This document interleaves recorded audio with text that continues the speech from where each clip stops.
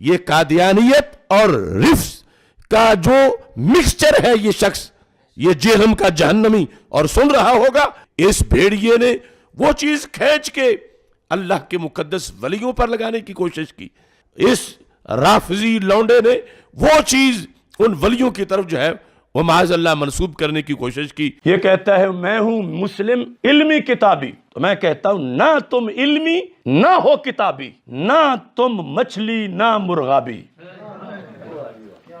نہ تم شولہ نہ شادابی، نہ فارانی نہ فارابی، تم ہو ریبی تم مرتابی، ابن سلولی پھر کذابی۔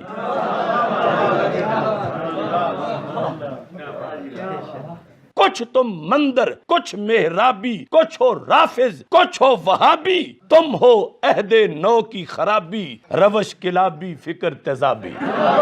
بھرتا ہے شیطان جو چابی، بھرتا ہے شیطان جو چابی، کرتے ہو تم خوب شتابی، چھوڑ دو تم یہ بول غرابی، غراب کوا، چھوڑ دو تم یہ بول غرابی، کرنا ہے جو قول جوابی۔ اب آمنے سامنے آنا پڑے گا، یہ کیا بیٹھ کے وہاں کرتا ہے، پڑھا ہوا نہیں ہے، علم کا پتہ ہی نہیں ہے۔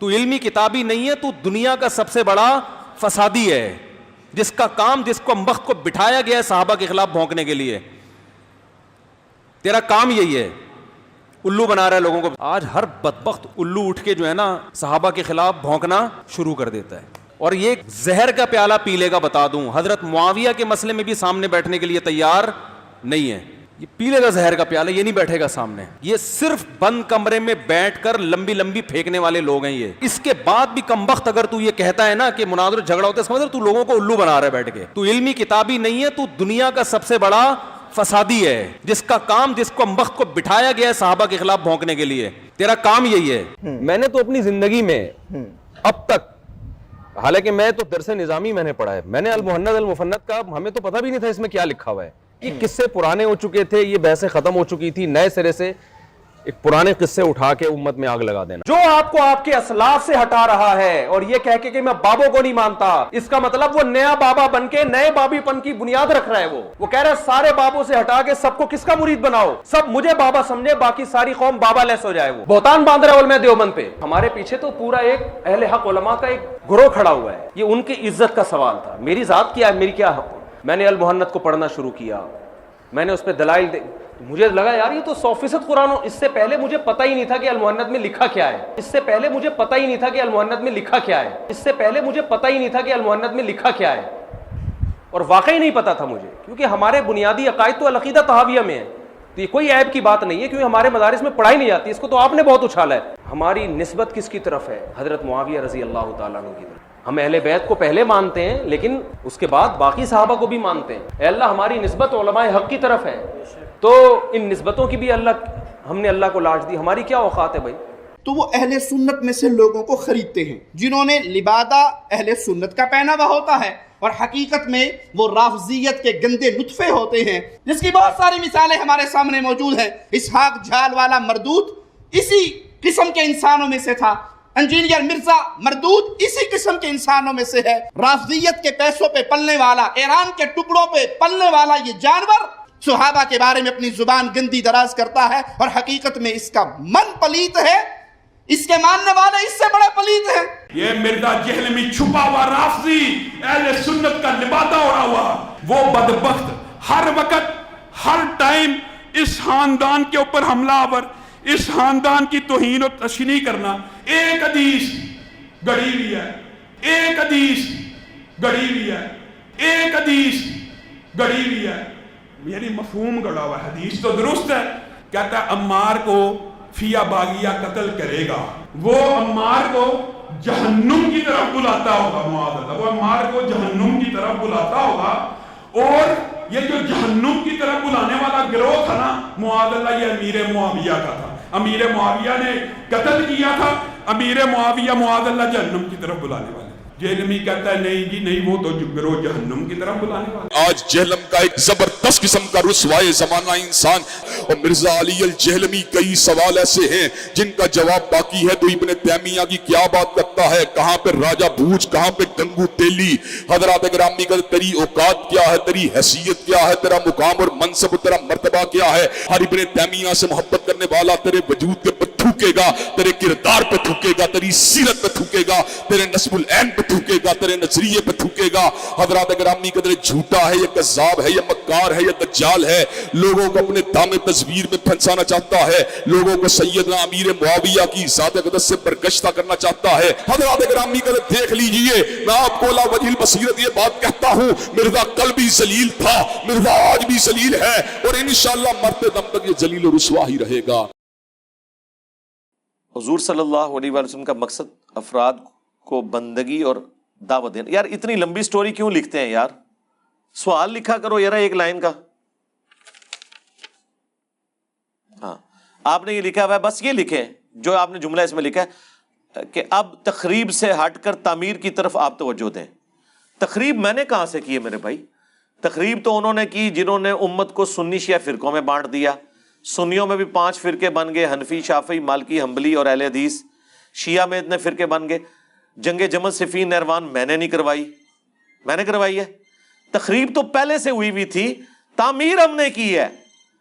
तखरीब को हाईलाइट करना, ये तो इसी तरीके से कि एक डॉक्टर के पास आप जाएं, आपकी टांग भी टूटी हुई हो, आपको हेपेटाइटिस भी निकल आए, आपका एचबी भी कम हो, कोलेस्ट्रॉल भी बढ़ा हुआ हो, ये सारी चीजें टेस्ट के बाद डॉक्टर आपको कहे जी आपके साथ ये हो गया है, आप कहें जी आप तखरीबी बातें कर रहे हैं। वो कहेगा भाई तखरीब तो आपके अंदर खुद हुई है, आपके अपने किए हुए करतूत सामने आए हैं बीमारी की शक्ल में। ठीक है जी, आपने ना कोलेस्ट्रॉल की परवाह की, ना खाने पीने की, आपने मैदा भी अपना बर्बाद कर दिया। मेरा क्या कसूर है? मैं तो आपको बता रहा हूं कि तखरीब हुई है, अब इसका इलाज करना है। तो इलाज के लिए जो तखरीब हुई है ना, उसी का इलाज करना है ना। कोलेस्ट्रॉल अगर ज्यादा है तो मैंने कोलेस्ट्रॉल के एतबार से आपकी गाइडेंस करनी है ना, ये तो नहीं कि मैंने आपको नज़ला जुकाम की दवाई देनी है। तो इस वक्त सबसे बड़ा कैंसर क्या है? फिरका वारियत।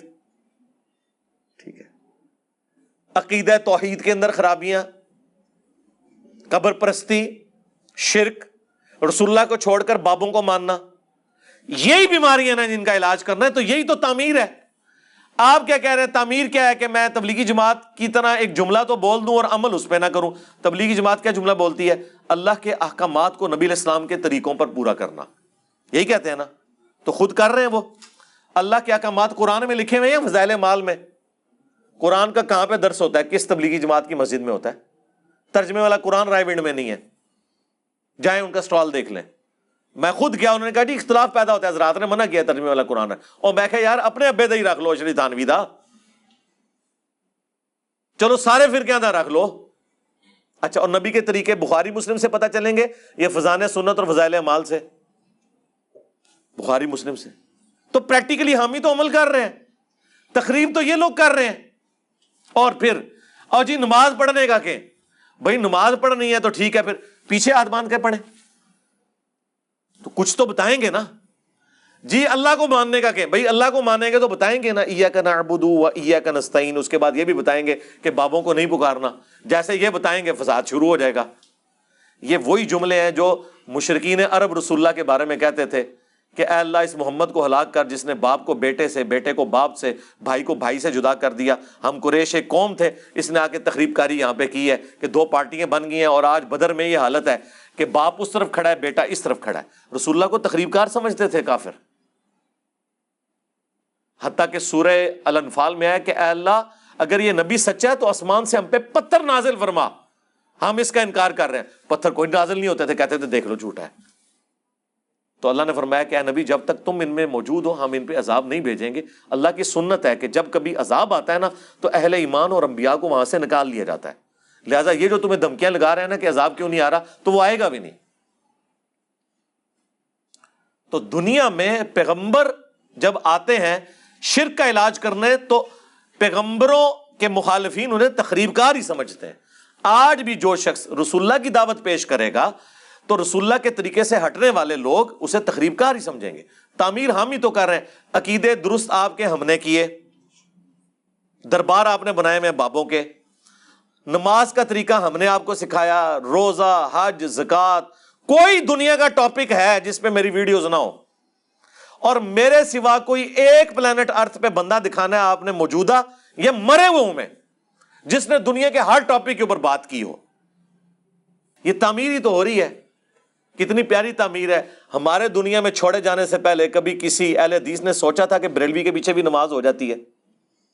تخریب کار تو آپ اور آپ کے علماء تھے, ہم نے تو تعمیر کی ہے. آپ تو کہتے تھے یہ شیطانی لشکر ہے, وہ کہتے تھے یہ مرتد اور واجب القتل ہے, وہ کہتے تھے یہ خوارج کی ایک جماعت ہے. بھئی اسام الارمین اور المہند المفند کا تعارف ہم نے کرایا نا. یہ المہند میں نے لکھی ہے, اسام الارمین میں نے لکھی ہے. یہ تخریب کاریاں کنہوں نے کی ہوئی ہیں؟ ان لوگوں نے جن کو آپ رحمت اللہ علیہ کہتے ہیں, جن کو آپ حکیم الامت کہتے ہیں, جن کو آپ مجدد دین و ملت کہتے ہیں. جس نے سارے تخریب کاروں کی تخریب کاریاں ختم کی اسے کہتے ہیں تخریب کر رہے ہیں. ٹھیک ہے, تو چونکہ آپ الٹے لٹکے ہوئے ہیں, آپ کو ہر چیز الٹی نظر آ رہی ہے. آپ کی ٹانگیں ہم نے پہلی دفعہ آ کے سیدھی کی ہے کہ دنیا اس طرح دیکھیں آپ. خلافت ملوکیت کو البدایہ والنہایہ یہ واقعی تسلسل میں بیان فرما دیں. نیز ایک مولوی صاحب کا لکھا, انہوں نے مولانا مودودی پہ رد کیا. بھئی مودودی صاحب پہ کسی نے رد کیا ہے, اس کا معاملہ اللہ کا معاملہ. ہم نے تو بخاری مسلم کی روشنی میں خلافت و ملوکیت کا مقدمہ 5B میں پیش کر دیا ہے, وہ آپ دیکھ لیں. یہ وہ حدیثیں ہیں جن کو نہ یہ تھوک سکتے ہیں نہ نکل سکتے ہیں. ان کی موت تو ایک ہی حدیث ہے کہ عمار کو ایک باغی جماعت قتل کرے گی, عمار انہیں اللہ اور جنت کی طرف بلائیں گے اور وہ جماعت جہنم کی طرف بلائے گی. اس میں نبی علیہ السلام نے حضرت علی کی مخالف جماعت اہل شام کو کہا جہنم کی طرف بلانے والی باغی جماعت, جہنم کی طرف بلانے والی باغی جماعت. اس سے بڑی تو کوئی حدیث نہیں نہ ہو سکتی. 2812 بخاری کی, اور بخاری میں 447, اور مسلم میں 7320 سے لے کے 7324 تک. اس کے بعد کس چیز کی گنجائش رہ گئی ہے؟ یہ تو نبی الاسلام کا فرمان ہے. او جی آپ سے قیامت کے دن پوچھا جائے گا, تو سب سے پہلے تو مجھے بتائیں کیا رسول اللہ سے قیامت کے دن پوچھا جانا تھا کہ یا رسول اللہ آپ نے امت کو یہ بات کیوں بتائی ہے, یہ کیوں نہیں بتائی کہ عمار کو باغی جماعت قتل کرے؟ جی پوچھا جانا تھا, اسی لیے حضور نے بتایا. ترمذی ابو داؤد کی حدیث ہے, جسے حق بات معلوم تھی اور اس سے پوچھی گئی, اس کے باوجود اس نے چھپا لی, تو قیامت کے دن آگ کی لگام اس کے منہ پر ڈالی جائے گی. اور اس سے بڑھ کر سورۃ البقرہ میں ہے کہ جو اللہ تعالیٰ کی طرف سے آئی ہوئی خبروں کو چھپا لیتے ہیں ان پہ اللہ کی لعنت, تمام فرشتوں کی لعنت اور تمام لعنت کرنے والوں کی لعنت, یہاں تک کہ وہ توبہ کر لیں اور وہ حق بات جو چھپائی تھی لوگوں کو بیان کر دیں, پھر اللہ تعالیٰ انہیں معاف کرے گا. آیت نمبر 159 اور 160 ہے سورۃ البقرہ کی. یہ تو ہم نے 5B کے شروع میں ڈالی ہے, تو ہم نے تو کوئی اس حوالے سے معاملہ نہیں کیا. تو اگلے دن لائیو سٹوری میں ہمارے شاہد بھائی سے کسی نے یہی بات کی نا کہ جی علی بھائی سے پوچھا جانا تھا, تو شاہد بھائی نے فی البدی ایک جملہ بولا. انہوں نے کہا کہ امام بخاری سے یہ پوچھا جانا تھا کہ تم نے حدیث عمار لکھی ہے یا نہیں لکھی, اسی لیے انہوں نے لکھی ہے نا. یہ تو امام بخاری سے پوچھو کہ حدیث عمار کیوں لکھی, کہ حضرت صاحب آپ سے پوچھا جانا تھا کہ آپ نے حضور کی حدیث لکھی ہے کہ نہیں, اس لیے آپ نے ڈر کے لکھ دی. یقیناً پوچھا جانا تھا اسی لیے لکھی. تو ہم تو بیان کر رہے ہیں, ہم تو ڈاکی ہیں, اور امام بخاری تو شاہی کوئی نہیں, یہ تو رسول اللہ کا فرمان ہے. میرے خیال میں جو حدیث عمار سے بھاگتے ہیں نا وہ اپنے ایمان کی فکر کریں, وہ رسول اللہ پر تہمت لگا رہے ہیں. رسول اللہ سے بڑھ کر کوئی نہیں تھا اپنے صحابہ کا دفاع کرنے والا. اگر اللہ کے نبی یہ لحاظ نہیں کر رہے تو سرکار, میں تو کہتا ہوں اہل صفین قبروں سے نکل آئے نا, اور وہ آ کے کہیں حدیث عمار بیان نہ کرو.